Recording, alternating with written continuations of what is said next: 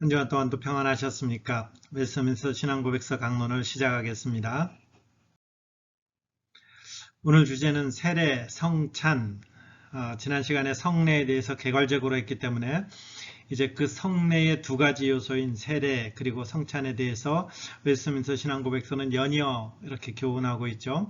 28장이 세례 그리고 29장이 성찬인데 제가 세례와 성찬과 관련해서는 참 많은 부분들을 강론하였기 때문에 이번에는 이렇게 웨스트민스터 신앙고백서 내용을 다 읽지 않고 핵심만 정리하는 형태로 이렇게 진행하도록 하겠습니다. 여러분이 교재를 갖고 있기 때문에 꼭 한번 정돈해 주시면 될 것 같고요. 먼저 이제 지난 시간에 우리가 함께 이런 내용들을 함께 했었죠. 이 성례가 뭐냐라고 했을 때 성례라는 것은 성례전적 연합이다라는 거죠. 표와 인장, 하나의 어떤 사인과도 같은 것인데, 그러면 사인이라는 것은 단순히 표식에 어떤 그치느냐 했을 때에 성례는 그것보다 더 넘어선다라는 거죠. 그래서 우리가 영적 임재설, 어떤 성례전적 연합 뭐 이런 표현들을 썼는데, 그리스도의 살과 피를 상징하는 떡과 포도주를 먹고 마실 때 특히 성찬과 관련해서 이 표가 말하는 내용, 이런 어떤 그리스도의 고난, 그리스도의 제사함 이런 거와 우리가 연합되는 어떤 것들, 그리스도께서 우리에게 그 시간에 육체적으로 임하지는 않지만 이 신성이신 그분의 그 어떤 것들이 우리 가운데 영적으로 임해서 우리의 어떤 영적 부강함을 드러낼 수 있는 어떤 것들이 이제 성례, 이렇게 지난 시간에 정돈했습니다. 자, 오늘은 먼저 성경을 한 구절 읽겠습니다. 바울이 로마서를 쓰면서 이렇게 표현했죠. 무릇 그리스도 예수와 합하여 세례를 받은 우리는 그의 죽으심과 합하여 세례를 받은 줄을 알지 못하느냐. 세례와 관련해서 이렇게 설명하는 거죠. 예수님이 세례를 받은 우리는 예수 그리스도와 합하여 된 것인데, 이 말이 무슨 말이냐면 예수 그리스도는 십자가에 못 박혀 죽었잖아요. 우리가 그분과 합하여 됐다라는 것은 우리도 죽었다라는 거예요. 우리도 죽었다라는 거예요. 세례받음으로 말미암아 우리도 죽었다라는 거죠. 그럼 뭐가 죽었습니까 했을 때에 우리의 죄된 모든 것들이 다 죽는 거죠. 근데 그분은 이 죽음 가운데 머물러 있는 것이 아니라 부활하셨다라는 거죠. 그럼 그분과 연합된 이 세례로 말미암아 그분과 연합됐으면 그분과 연합된 모든 자도 다시 사는 것이죠. 그래서 이 세례에는 두 가지 요소가 포함되는 거죠. 하나는 죽는 것, 그리고 하나는 사는 것, 이렇게 되는 거죠. 그래서 로마서 표현은 바로 이런 거죠. 그러므로 우리가 그의 죽으심과 합하여 세례를 받음으로 그와 함께 장사 지냈다. 이는 아버지의 영광으로 말미암아 그리스도를 죽은 자 가운데서 살리심 같이 우리로 또한 새 생명 가운데서 행하게 하려 한다. 이게 세례의 어떤 것들이라는 거죠. 하나는 죽는 것, 하나는 사는 것. 무엇에 대해서 죽습니까? 죄에 대해서 죽는 것, 예수 그리스도 하나님의 자녀로 다시 사는 것. 그럼 다시 살았을 때에 뭐 먹고 삽니까 했을 때에 우리가 하나님의 말씀을 먹고 살아가야 되는데, 그 보이는 하나님의 말씀이 이제 성찬, 이렇게 되는 거죠.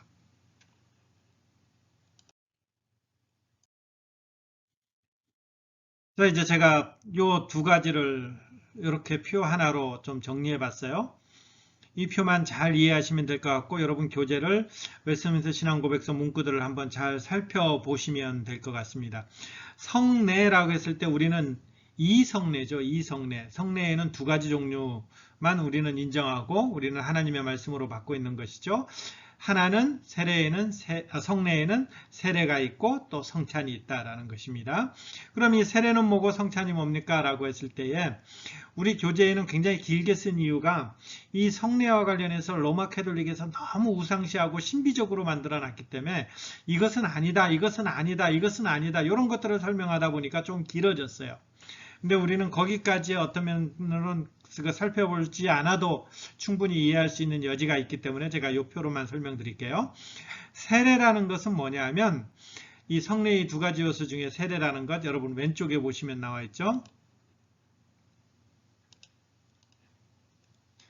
세례라는 것은 이 교회 가입이라고 돼 있어요. 교회 가입.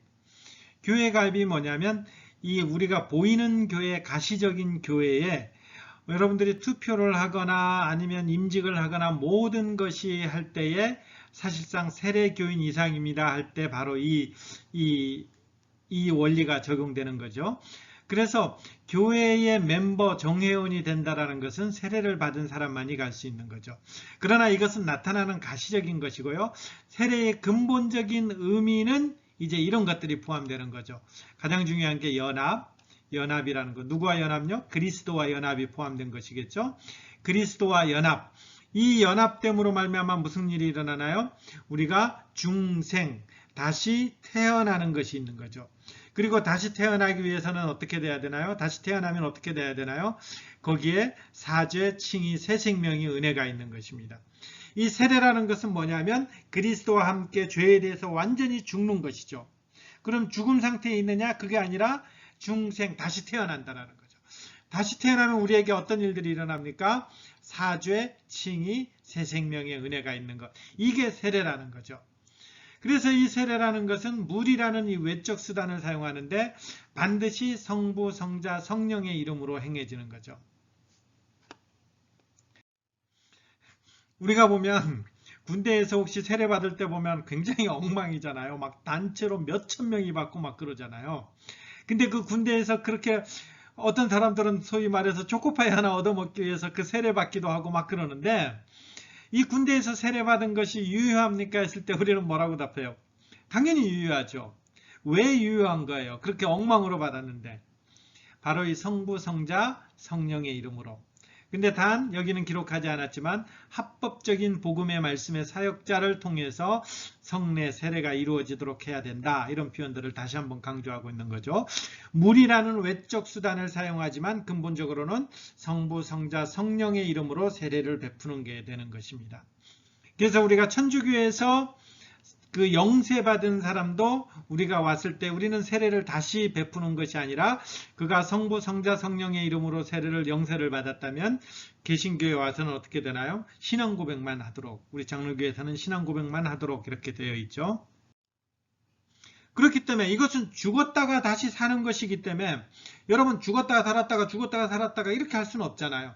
한 번 죽었다가 한 번 사는 것은 새 생명을 얻은 거예요. 그러면 이것을 상징하기 때문에 이 세례는 여러 번 할 필요 없이 단 한 번, 생애 딱 한 번만 하게 되는 것이죠. 그래서 우리는 내가 군대에 있을 때 세례 받았는데 이거 엉망입니다. 내가 다시 받고 싶습니다 했을 때에 이 세례는 단 한 번 주어지는 것이기 때문에 우리가 다시 그 세례를 행하지 않죠. 그래서 이 세례는 표와 인장이다라는 거죠. 그럼 우리는 이런 질문 하나 할 수 있어요. 그러면 세례 받아야만 구원받습니까? 여러분 천국 가려면 세례 안 받으면 천국 못 갑니까? 왜 이런 질문을 드리느냐 하면 병원에 있으니까 사람들이 이제 우리가 임종이 가까웠을 때 임종 예배도 드리고 병상 세례도 이렇게 베풀고 하는 거거든요. 근데 병상 세례 베풀 때 보면 많은 분들이 이제 그 때문에요.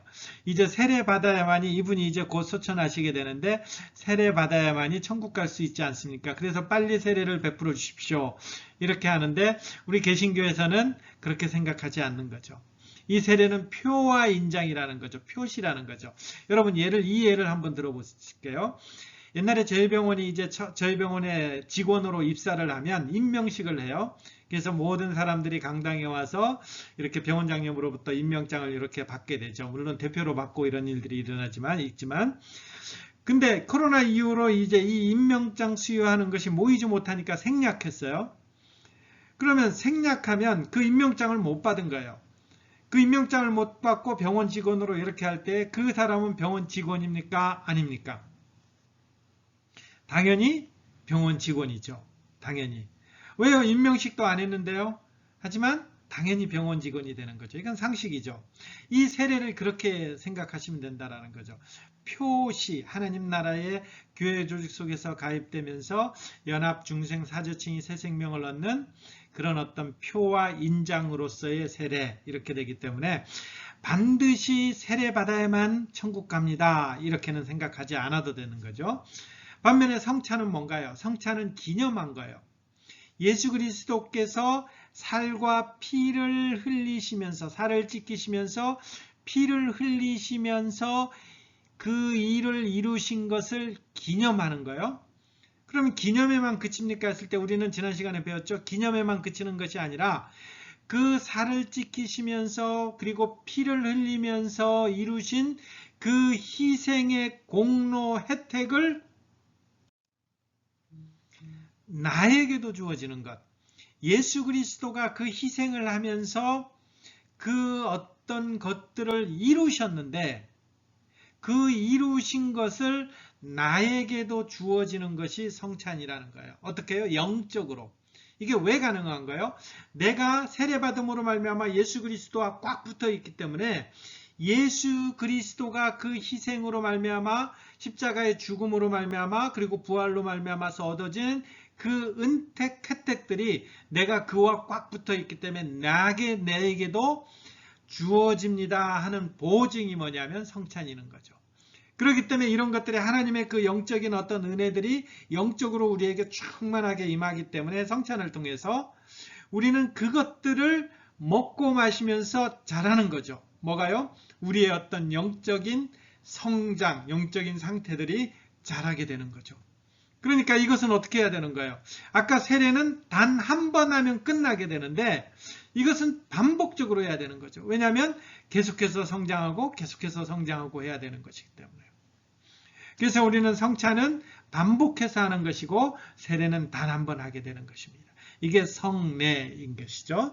이 성찬과 관련해서 특별히 이 부분에 대해서 우리가 잘 기억하셔야 돼요. 29장 보면 여기에 7항이죠. 합당하게 성찬에 참여하는 자는 이 성례에 있어서 보이는 요소에 외적으로 참여하는데 그때 또한 신앙으로 말미암아 내적으로 참으로 실제적으로 받게 된다. 무엇을요? 하나님의 그 어떤 것들을 참으로 내적으로 실제적으로 받게 되는데 그것은 육적으로나 신체적으로 받는 것이 아니라 영적으로 십자가에 못 박히신 그리스도와 그의 죽음이 제공하는 모든 혜택을 받고 또한 그것들로 양육을 받는다. 이게 성찬이라는 거죠. 그리스도의 살과 피는 신체적으로 육적으로 떡과 포도주 안에 함께 아래에 있는 것이 아니라 이거는 무슨 말이에요? 이게 화채설이죠. 포도주 안에 있는 것, 포도주와 함께 있는 것 이런 부분들은 이제 천주교에서 말하는 화채설인데 우리는 그런 것들이 아니라 그 요소들 자체가 외적 감각에 의하여 알아보는 것처럼 이 성례에 있어서 영적으로 신자의 신앙에 있어서 영적으로 현림한다, 실제한다. 이게 이제 성찬 이렇게 되어 있습니다. 성례라는 것은 우리가 너무 신비적으로 생각해서도 안 되고 너무 무시해서도 안 되고 이런 내용들을 잘 알아서 앞으로 성찬이 벌어질 때마다 이런 데 더 마음을 두기를 바라겠고 세례와 관련해서도 다시 한번 잘 생각할 수 있는 그런 기회가 되기를 바랍니다.